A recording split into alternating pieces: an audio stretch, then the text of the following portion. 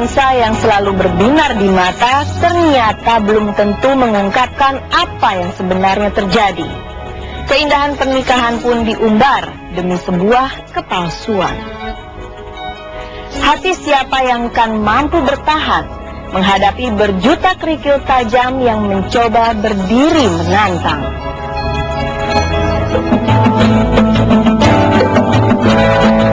Sri Rosa Roslaina Handayani ada di simpang jalan. Kata maaf yang diberi untuk Yoyo bagai satu pertaruhan yang sungguh di luar perhitungan. Habis gelap yang ia rasakan, tak kunjung terbit terang yang ia harapkan. Persoalan demi persoalan justru kian marak mengancam keutuhan. Selentang-selenting kabar santer menyebut keduanya sudah pisah ranjang. Rosa diberitakan lebih memilih tinggal di Sumedang bersama anaknya Rizky Langit, sementara Yoyo di Jakarta. Masih di Sumedang, aku baru aja pulang kemarin karena hari menyanyi. Besok aku ada syuting, terus aku balik lagi sama saya. Saya bekerja di luar kota, jadi kalau anak saya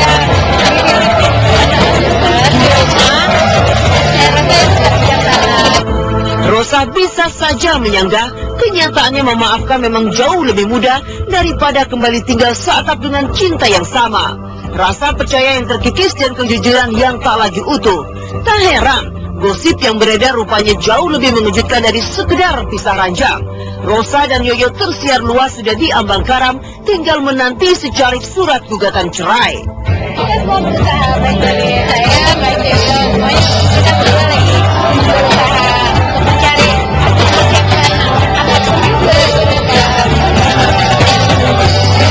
secara mentalnya siap juga, apapun yang bukannya saya bilang bahwa akan berakhir, tapi cuma apapun yang kita berdua siap. Bagai satu benang merah, Kikan dan Yuko pun sempat dikabarkan pisah ranjang. Bukannya tanpa sebab, namun lantaran keduanya memang sangat jarang terlihat tampil bersama di muka umum. Begitu pula semalam, ditemui di sebuah acara, Kikan lagi-lagi tampil tanpa dikawal sang suami.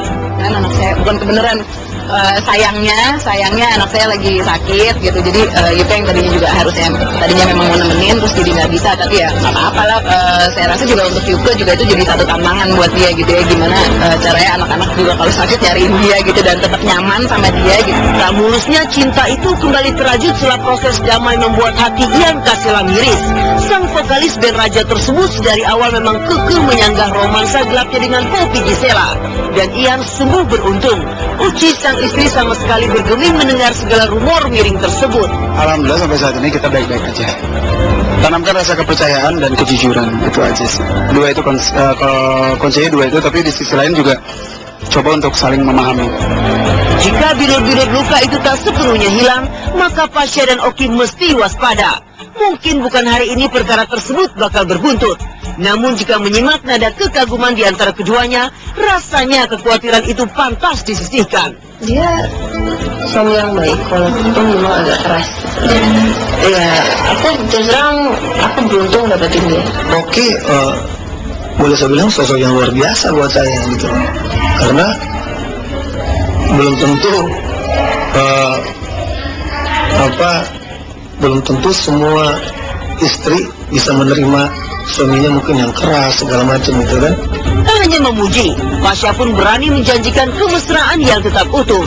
Hoki justru sebaliknya, ia malah lebih khawatir dan ragu soal persepsi halayak ketimbang cinta dari suaminya. Aku masih bingung juga gitu gimana ke depannya. Apalagi mungkin kalau Masnya mungkin bisa dia mengerti lah pokok masalahnya apa gitu, dan dia kita bisa baik, cuman ya itu yang dikeluarin. Aku lagi ngomongin sebenarnya belum. Enggak, tapi gimana dari omongan orang gitu kan. Saya aja sebagai suaminya malah tambah mesra sama dia, kenapa orang lain mesti malah jadi repot-repot kan gitu. Iya kan?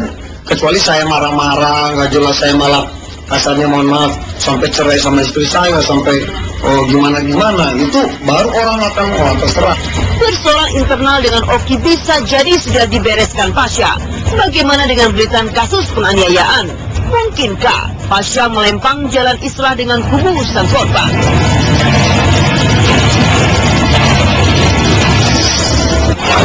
Kita tidak lari lah, kita tidak akan lari untuk dipanggil tapi nggak mau datang apa gimana, enggak lah.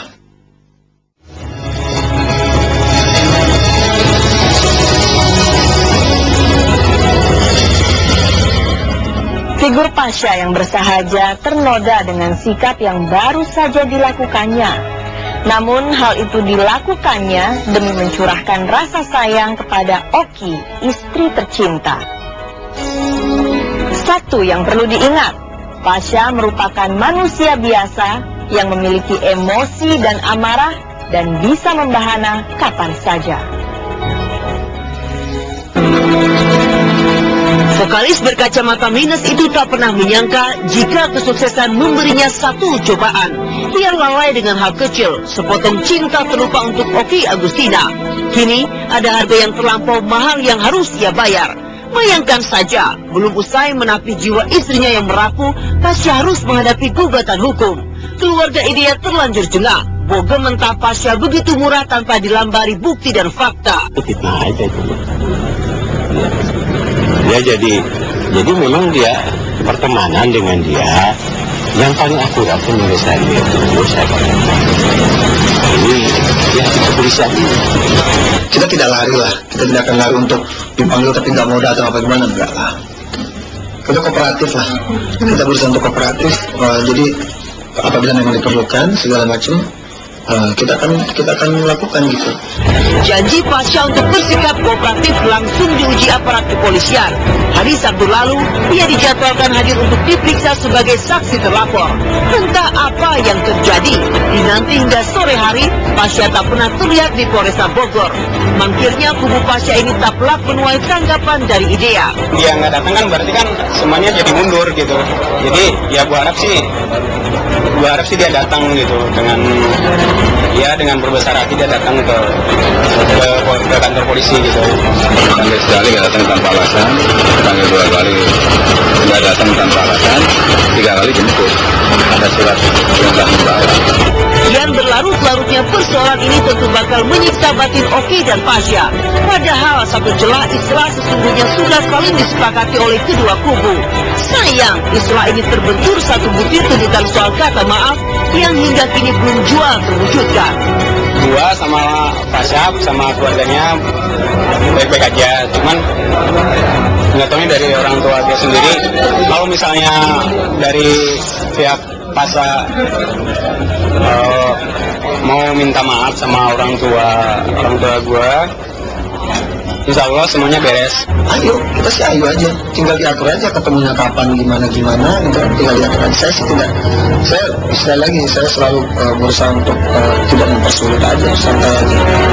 Entah siapa memancing siapa menabur badai, namun yang jelas celah islah itu menggantang lebar. Apalagi Idea sendiri memberi jaminan gugatan bakal dicabut. Kayaknya dicabut kayaknya. Insya Allah dicabut. Orang tua gue juga nggak mungkin sesat di situ kali. Memang manusia itu sifatnya tidak puas ya. Kemudian apa itu namanya juga ada dendam dan sebagainya. Tapi mengupayakan saya tidak seperti itu. Insya Allah secepatnya kita akan ketemu, kita akan silaturahmi lagi, kita akan ngobrol. Sekali lagi, memang benar jalan pernikahan kadang samar, bahkan kadang gelap. Dan kerap kita menitinya tanpa bersepatu.